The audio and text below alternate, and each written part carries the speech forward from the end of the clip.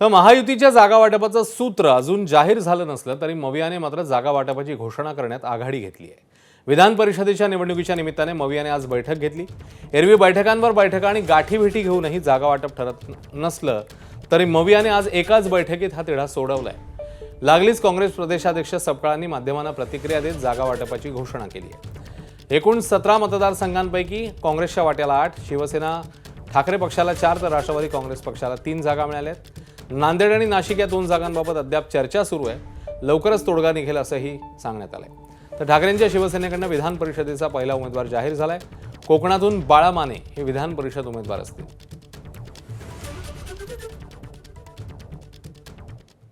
तर विधान परिषदेच्या संभाव्य लढती कशा असतील ते पाहूया। सोलापुरात भाजप विरुद्ध काँग्रेस, अहिल्यानगरमध्ये देखील भाजप विरुद्ध काँग्रेस, ठाण्यामध्ये शिवसेना विरुद्ध राष्ट्रवादी शरद पवार पक्ष, तर जळगावात भाजप विरुद्ध ठाकरेंची शिवसेना, सांगली साताऱ्यात भाजप विरुद्ध शरद पवारांची राष्ट्रवादी मैदानात उतरेल, तर यवतमाळमध्ये शिवसेना विरुद्ध काँग्रेस अशी लढत होऊ शकते। पुण्यामध्ये दोन्ही राष्ट्रवादी आमने सामने येऊ शकतात, तर भंडारा गोंदियामध्ये भाजप विरुद्ध काँग्रेस असा सामना पाहायला मिळू शकतो।